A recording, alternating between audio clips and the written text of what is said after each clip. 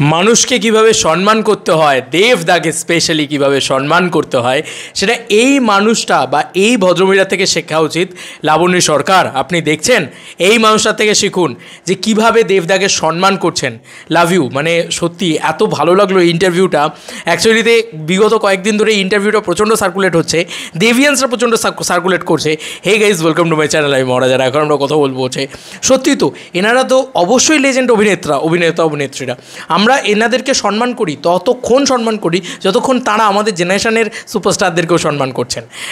এই যে একটা বলেন না, একটা অশিক্ষিত মহিলা আছে লাবণ্য সরকার, তিনি বলছেন যে সুপারস্টার নয় দেবদা, নাকি সুপারস্টার নয় দেবদা, নাকি হ্যাঁ ঠিক আছে করছে, বুম্বাদাই নাকি সব। তো আমি এখানে আবার বলছি, কোনো বুম্বাদাকে ছোটো করতে আসিনি এই ভিডিও বানাতে, বারবার বলছি এই কথাটা। আমি আমার দাদাকে নিয়ে কথা বলতে এসেছি, আমি দেবদাকে নিয়ে সেলিব্রেট করতে এসেছি, পরিষ্কার কথা ভাই। আমি এখানে একটাই কথা বলতে এসেছি, বুম্বাদাকে আমিও সাপোর্ট করি, ঠিক আছে। দেবী চৌধুরানীকে কে সাপোর্ট করছে দেখতে পাবে, ওয়েট, যখন দেবী চৌধুরানী আসবে ওয়েট, দেখে নেবে। তবে একটা কথা বলে দিলাম যে এই ভদ্রমহিলা এত ভালো কথা বলেছেন, অ্যাকচুয়ালি লাবণ্য সরকারের এনার থেকে শেখা উচিত যে কথা কিভাবে বলতে হয়। জাস্ট আমি একটুখানি শোনাচ্ছি। যখন ওই চিরদিনই তুমি যে আমার ছবিটা দেখতে গেছিলে, ওর একটা বোধহয় ডান্স পারফরমেন্স ছিল, সেখানে শুধু ওর একটা পা পড়লো, মানে পায়ের একটা শব্দ দিয়ে ফুল উঠলো। আমি জীবনে কোনোদিন দেখিনি, পয়সা পড়েছে ঝামেলা। এইটা যেদিনকে দেখলাম সেদিনকেই বুঝলাম যে কিছু একটা, ও ইয়েস, কিছু তো একটা আছে ভাই। আরে একটা জামানা তৈরি করেছে, একটা যুগ তৈরি করেছে। যখন পায়ের শট পড়েছে তখন পয়সা পড়েছে সিনেমা হলে, বুঝতে পারছো? সেই সময় রুল দ্য ইন্ডাস্ট্রি, জিদ্দা, বুম্বাদা সবাই ছিল ইন্ডাস্ট্রিতে। দেবদা সেই সময় জাস্ট একটা পা পড়েছে, তাতেই ওই লেভেলের রেকর্ড করেছে, ঠিক আছে। পান্টে দালে কালে পকেট খালে, এই গানটা ছিল, আমার এখনও মনে আছে ভাই। একটা ছাদের ভিতরে রাজ চক্রবর্তীকে ডিজাইন করেছিল, এই জন্যই তো কষ্টটা লাগে যে হায় রাজ চক্রবর্তী কোথায়, সেই রাজ চক্রবর্তী বানাচ্ছে সন্তান। যাই হোক, মানে এটা বলতেই হয় যে উনি অ্যাকচুয়ালিতে সম্মান করলেন দেবদাকে। এছাড়াও গোটা মানে ভিডিওটা জুড়ে, গোটা ইন্টারভিউটা জুড়ে তিনি আরও প্রচুর সম্মান করেছেন। কত সুন্দর রেসপেক্ট রেখে কথা বলছেন মৌসুমী সাহা। লাভ ইউ মৌসুমী সাহাকে। সত্যি দেবদাকে কতটা মানে রেসপেক্ট রাখা যায়। দেখো মৌসুমী সাহা দেবদার সেই ঠাম্মির চরিত্রে অভিনয় করেছেন, সেই মানে ঠাম্মি না মা বা এরকম কিছু একটা হতো বোধ হয়। তো ঠাম্মি তো মানে আমার তো মনে পড়ছে পরাঞ্জয় চলিয়ারেতে, সেই মনে আছে। তো সেই সময়কার মানুষ, এবং এই মানুষগুলো দেবদার সাথে ওতপ্রোতভাবে জড়িত, দেবদার সাথে দেবদার ওঠার উত্থানটা এরা চোখের সামনে দেখেছে।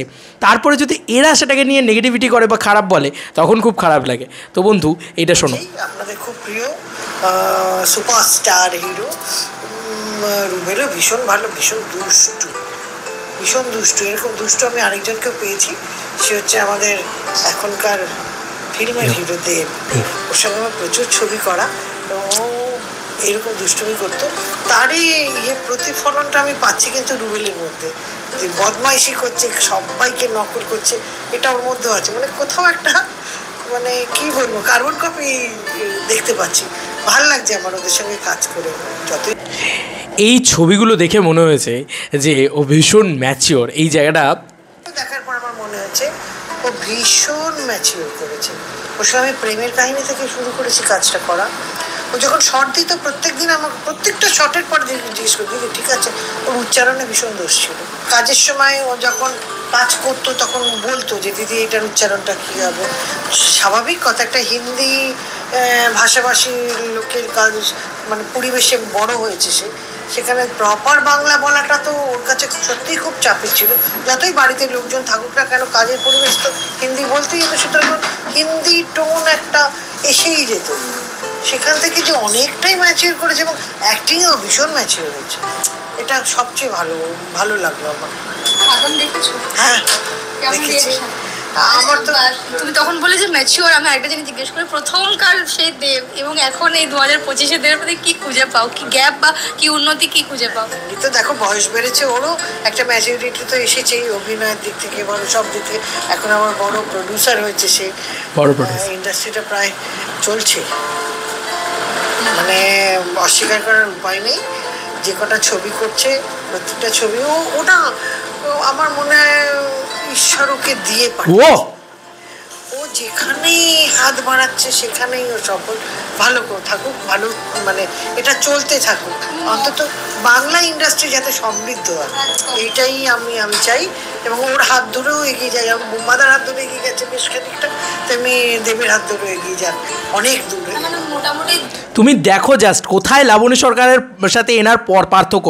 বুম্বাদাকে উনি ছোট করছেন না, কিন্তু উনিও বলছেন যে বুম্বাদার হাত ধরে অনেকটা এগিয়ে গেছে, আজকে দেবের হাত ধরেও অনেকটা এগিয়ে যাক এভাবে ইন্ডাস্ট্রি। এটাই তো একটা ভালো মানুষের ফল। মৌসুমী সাহা, আপনাকে একটা প্রণাম জানাই আমার চ্যানেলের পক্ষ থেকে। সত্যি কথা বলতে এইটা হচ্ছে একটা ভালো মানসিকতার পরিচয়, একটা ভালো মানুষের পরিচয়। ভালো কথাগুলো বলুন না মশাই, ভালো কথাগুলো বলুন না। আপনি কি দেব স্টার নয়, বুম্বাদা স্টার, এসব টক্সিসিটি কেন ছড়ান ভাই? কিছু মহিলা আছে যারা টক্সিসিটি ছড়ায়, আর এই ভদ্রমহিলার কথা শুনে আমার এত ভালো লাগলো। তুমি দেখো, আমি তাকে নিয়ে সেলিব্রেট করবো, আমি তাকে নিয়ে ভদ্রভাবে কথা বলবো যতক্ষণ সে আমার গুরুকে সাপোর্ট করছে, যতক্ষণ সে দেবদাকে সাপোর্ট করছে। সত্যি বলছি, এত ভালো লাগলো ওনার এই কথাবার্তা। উনি এত সুন্দর করে মিষ্টি করে গুছিয়ে বলছেন। উনি কি বললেন যে ইন্ডাস্ট্রিকে এগিয়ে নিয়ে যাচ্ছে দেব একা। তো ভাই এখন তো দেব ইন্ডাস্ট্রি, ওয়ান্স আপন এ টাইম বুম্বাদার আগেও একজন কেউ ছিল, সে এগিয়ে নিয়ে গেছে। আজকে মানে বুম্বাদাকে বড় করতে গিয়ে আমরা উত্তম কুমারকে তো ছোটো করতে পারি না। সিমিলারলি আজকে বুম্বাদাকে বড় করতে গিয়ে দেবদাকেও ছোটো করতে পারি না। ঠিক আছে, আমার কোথাও গিয়ে এটা মনে হয়। Love you.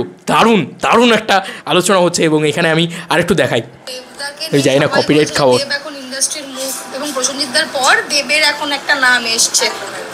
জিৎ একটা অন্য স্টাইল, কিন্তু দেব হচ্ছে কমার্শিয়াল টোটাল প্যাকেজ বলতে পারা যায়, যেটা সেটা দেব জিদ্দার সাথেও কাজ করেছে, যার জন্য পরপর যে ছবিগুলো করছে, ওর যে দর্শকের ক্রেজ ওর ভীষণ।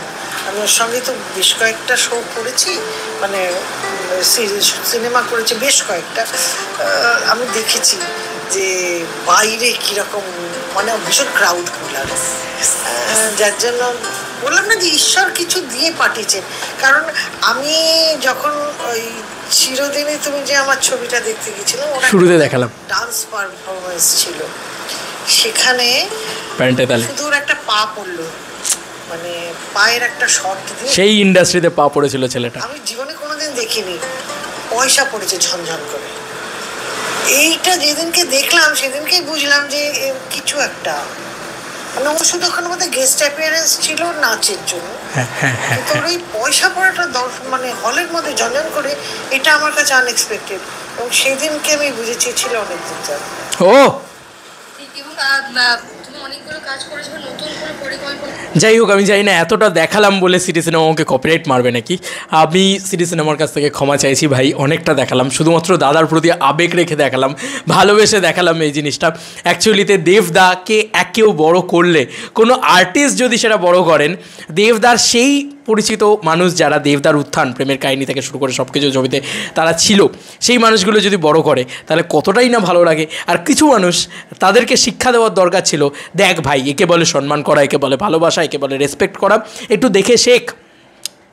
আমি তো এটাই বলতে চাই ভাই, লাবণী সরকার এই কথাগুলো বললে তো কেউ বলতো না, তাকে তো মানে মাথায় তুলে নিয়ে রাখতো রেভিয়ানরা। ইয়েস, দেভিয়ান্সরা মাথায় তুলে নিয়ে রাখতো কী খারাপ কথা বলেছেন উনি তো বুম্বাদাকেও রেসপেক্ট করলেন, উনি দেবদাকেও রেসপেক্ট করলেন। ওনার মতন একজন স্টলওয়ার্ড অভিনেত্রী, দারুণ অভিনেত্রী উনি। এই যে ইন্টারভিউটা পারলে দেখো ভাই, অসাধারণ কথা বলেছে, মানে দারুণ। মানে মৌসুমী সাহা ইজ লাভ এবং রেসপেক্ট। কারণ তুমি দেবদাকে বড় করেছো ভাই, আর কিছু না, তুমি দেবদাকে বড় করেছো, আমি খুশি হয়ে গেছি ওইখানে। এবং সবথেকে বড় কথা, অকারণে তুমি বড় করনি, যে কথাগুলো তুমি বলেছো একদম 100% অ্যাকিউরেট কথা বলেছো। ইয়েস, একজন দেভিয়ান্স হিসেবে আমি প্রচণ্ড খুশি। আমি শুধু ভগবানের কাছে প্রার্থনা করি আপনি যেন খুব ভালো থাকেন, মৌসুমী সাহা আপনি খুব ভালো থাকেন, এবং আমিও চাই যে আপনি দেবদার পরবর্তী ছবিতে কাজ করুন। স্বাভাবিক, আপনি সিরিয়াল করছেন, ধারাবাহিক যারা করে তাদেরকে সিনেমার কাজে ডেকে আনা যায় না, স্বাভাবিক ব্যাপার। ধারাবাহিকে একটা চুক্তিবদ্ধ ব্যাপার থাকে, এবং প্রচুর সারা দিন ধরে শুটিং হয় ধারাবাহিকে, তো সিনেমায় তো সেরকম হয় না। তো উনি এখন ধারাবাহিক করছেন, রুবেলের ওই সিরিয়ালটা তুই আমার হিরো না কি এটা আছে, ওটা হচ্ছে। আমি সিরিয়াল সম্পর্কে কিছু জানি না, বাট আমি এইটুকু জানি যে সত্যি দেবদা তুই গ্রেট হো। আর আজকে এই মানুষটা বলছে, এই স্টলওয়ার্ড অভিনেত্রীরা বলছেন, এটাই আমার কাছে অনেক বড় পাওনার। এবং এটাই কোথাও গিয়ে লাবণী সরকারের মুখে ঝামা ঘষে দেওয়া যে দেখ দেখ, একে বলে সেলিব্রেট করা, একে বলে সেলিব্রেট করা। ভাই একজন সুপারস্টার আছে, তাকে নিয়ে সেলিব্রেট না করে কি ভাই আমি বুম্বাদাই বেস্ট, এই সেই দানা বুম্বাদাই 1 নম্বর স্টার ছিল, দেব না, দেব ওই লেভেল না ভাই। ওই যে কথাটা বলছে যে আমি ওর সাথে অনেকগুলো শো করেছি, আমি দেখেছি, মানে দেবদা একটা হিউজ ক্রাউড পুলার। আমি বলছি তো, তুমি শিলিগুড়ির ইভেন্টটা একবার দেখবে শুধু। আমি না এরকম স্টেজ থেকে আমি জাস্ট একবার ওদিকে চোখ গেছে, আমি রেকর্ড করতে করতে একবার চোখ গেছে শুধু। ভাই আজকের দিনে দাঁড়িয়ে মানুষটা শুধু লোকারণ্য, মানে আমি বলছি তো, মানে একটা বাস যাচ্ছে, আমার পুরো এই যে কর্ড, এই যে এখন যে কর্ডটা দিয়ে শ্যুট হচ্ছে, এরকম একটা কর্ড পুরো ছিঁড়ছে, আমি চোখের সামনে দেখছি কর্ড ছিঁড়ে চলে গেল। আমি প্রাণ বাঁচিয়ে বাসে উঠেছি, বাস পুরো লোক ঝেপে আসছে, ভাবছে বাসে দেবদা আছে। ভাবো, আমরা বুঝিয়ে পারছি না যে দেবদা নেই বাসে। তো আমি এটা চোখের সামনে দেখেছি যে what a craze of megastar Dev. ঠিক আছে, দেব কোনো নাম নয়, দেব একটা ব্র্যান্ড। চলো বন্ধুরা, নতুন কোনো ভিডিওতে দেখা হবে ভাই। ভাই আমি প্রচণ্ড খুশি আজকে এই মহিলার কথা শুনে, এবং আজকে সত্যি ঝামাটা ঘষেছে লাবণী সরকারের মুখে, একদম দিয়েছে, একদম ঠিক করেছে। দারুণ কথা বলেছেন আপনি, লাভ ইউ, দারুণ। ভাই